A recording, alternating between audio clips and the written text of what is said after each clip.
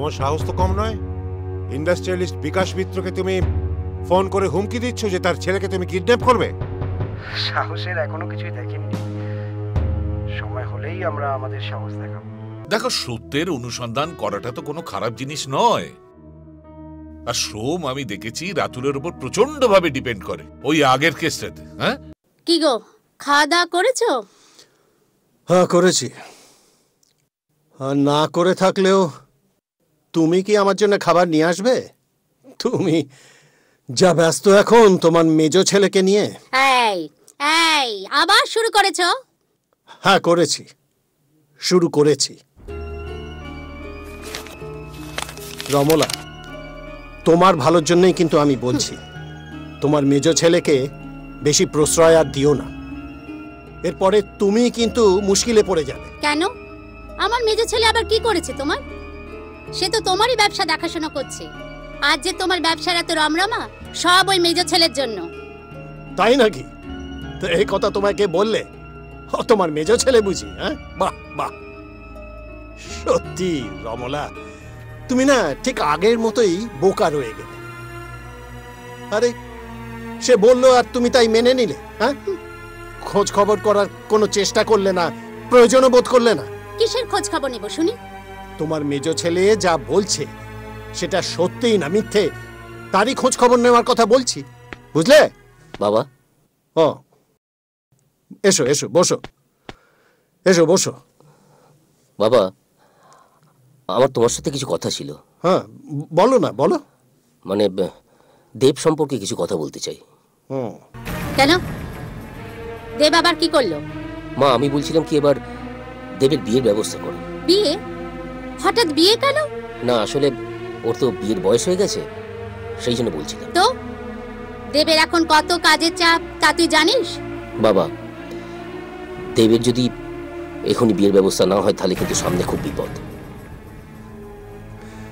কিসের বিপদের কথা বলছো তুমি? তুমি জানো না যে দেব দেব কত মেয়ের কত ক্ষতি করেছে, তার কোনো হিসেব নেই।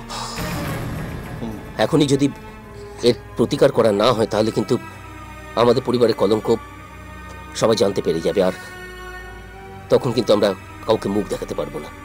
কি যাতা কথা বলছিস তুই? হ্যাঁ, দেব কোনো দোষ করতেই পারে না। ঠিক আছে, ওকে একটা ফোন করে দেখো তো ও কোথায় আছে। কেন ফোন করতে আমি যাব কেন?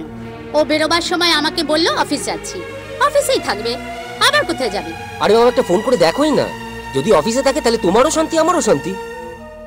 ঠিক আছে, যখন বলছিস ফোনটা আমি করছি। ফোনটা ওই তো। মুশকিলে ফেললে তুমি। আরে বিয়ে বললেই কি বিয়ে দেওয়া যায়? কিসের মুশকিল? ভালো একটা পাত্রের হাতে মেয়েকে তুলে দিলেই হলো।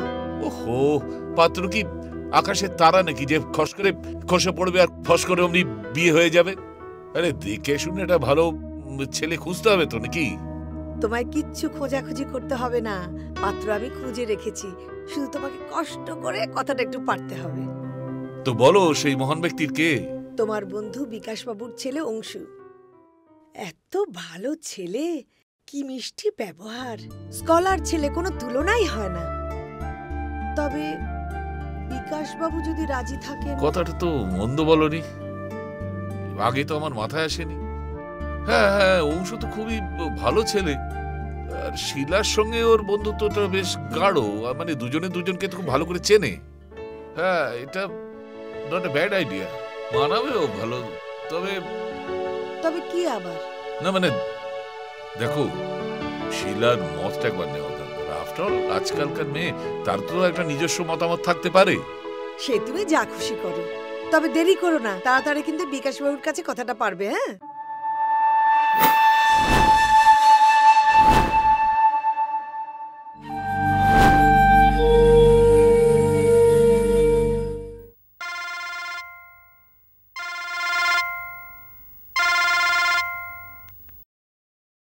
Hello hello hello. বিকাশ বাবু, আপনার ছেলে আমাদের হাতে খুব শিগগির কিডন্যাপ হয়ে যাবে, আপনি শুধু সেই দিনটার অপেক্ষা করুন। ইউ স্কাউন্ড্রেল, তুমি আবার ফোন করেছো? ফিউচারে আর করবো না, তবে শেষবারের মতো আপনাকে জানিয়ে তোমার সাহস তো কম নয়। ইন্ডাস্ট্রিয়ালিস্ট বিকাশ মিত্রকে তুমি ফোন করে হুমকি দিচ্ছ যে তার ছেলেকে তুমি কিডন্যাপ করবে। সাহসের এখনো কিছুই দেখেননি, সময় হলেই আমরা আমাদের সাহস দেখাবো। মিস্টার হ্যালো হ্যালো হ্যালো, যা কেটে দিল। পরমা, পরমা,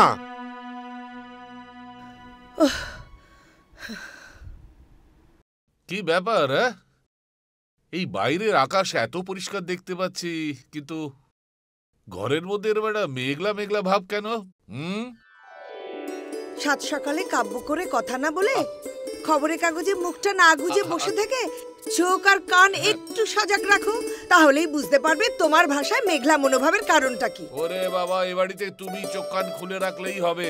এবার মানে মানে সরাসরি তোমায় জিজ্ঞেস করছি, আচ্ছা পরিষ্কার করে বলো তো কি হয়েছে? পরিষ্কার করে বলার কিচ্ছু নেই, যা কিছু ঘটছে তোমার চোখের সামনে পরিষ্কার ভাবে ঘটছে। তুমি যদি এখন চোখ বন্ধ করে বসে থাকো, আমার কিচ্ছু বলার নেই। কি আশ্চর্য, কি সব বলছো, আমার তো কিছুই মাথায় ঢুকছে না। মাথায় ঢুকবে কি করে? সারাদিন তো শুধু অফিস, ক্লাব, পার্টি এইসব নিয়ে ব্যস্ত থাকো। ছেলেমেয়েরা কি করছে না করছে এসব দিকে তোমার তো কোনো নজরই থাকে না। তার মানে তুমি বলতে চাও আমি ছেলে মেয়েদের প্রতি কোনো দায়িত্ব পালন করি না? না, করো না।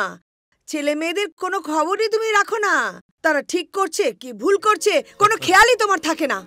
আচ্ছা, হঠাৎ এই ঠিক ভুল এই প্রশ্নগুলো আসছে কোত্থেকে? কারণ আছে তাই প্রশ্ন আসছে।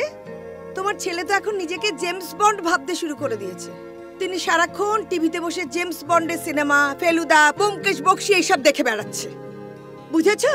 সে নাকি তার মামা সোমেশ্বর মুখুজ্জের মতো একেবারে সত্যানুসন্ধানী হবেন। পড়াশোনা সব ডাকে উঠেছে।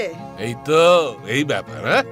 আচ্ছা, তোমার ছেলে রাতুল এখন কোথায়? দেখো, হয়তো নিজের ঘরে এসব নিয়ে মেতে আছে। দাঁড়া, আমি ডাকছি। এই রাতুল, রাতুল, এই রাতুল, নিচে আয়। উফ, ধুর। এই এই এই এই ওকে ডাকতে হবে না, ওকে ডাকতে হবে না, ওকে ওর মতো থাকতে দাও। দেখো, সত্যের অনুসন্ধান করাটা তো কোনো খারাপ জিনিস নয়। আর সোম আমি দেখেছি রাতুলের উপর প্রচন্ড ভাবে ডিপেন্ড করে। ওই আগের কেসটাতে, আগের কেসটাতে রাতুল ওকে ভীষণ ভাবে হেল্প করেছিল। ও, তার মানে তুমি বলতে চাও ও এসব করুক? আর আমার হয়েছে যত জ্বালা। যেমন হয়েছে ভাই, তেমন হয়েছে আমার ছেলে। ভাইটা তো ডিটেকটিভগিরি করতে করতে ভবঘুরে হয়ে গেল, আর ছেলেও মামা অন্তপ্রাণ। আর এই যে ওই ভাগ্নে আর মামার সাথে তুমিও জুটে গেলে। সত্যি আমার আর কিছু বলার নেই। শোনো শোনো শোনো, সোমের উপর আমার সম্পূর্ণ আস্থা আছে। ও এমন কিছু খারাপ কাজ করবে না। তাছাড়া দেখো, সত্যকে ভালোবাসা, সত্যের উপর নিষ্ঠা রাখা, সত্যের অনুসন্ধান, এগুলো তো খারাপ কাজ নয়। তো তুমি এসব নিয়ে কিছু ভেবো না তো। দেখো, আমি সেরকম কিছু বলছি না। আসলে এতে আমার খুব ভয় করে। চারিদিকে কেমন একটা শত্রু তৈরি হয়, জানো তো? এই তো এসে গেছে মাই ব্রেভ বয়। এই তো আজকে তোমার স্কুলের রেজাল্ট বেরোবার দিন না? হ্যাঁ বাবা। এই যে বসে বসে দুজনে মিলে আর গল্প করো না। যাও, রেডি হয়ে নাও, তোমার খাবার বন্দোবস্ত করছি। আজকে আর লেট করা চলবে না। নিয়ে যাও ওকে নিয়ে যাও। ঠিক আছে, তুমিও তৈরি হও। আরে হবো রে বাবা, হবো। চল। আসছি বাবা। চল না। এরকম আরো অনেক সিনেমা দেখতে হলে ডাউনলোড করুন ক্লিক অ্যাপ।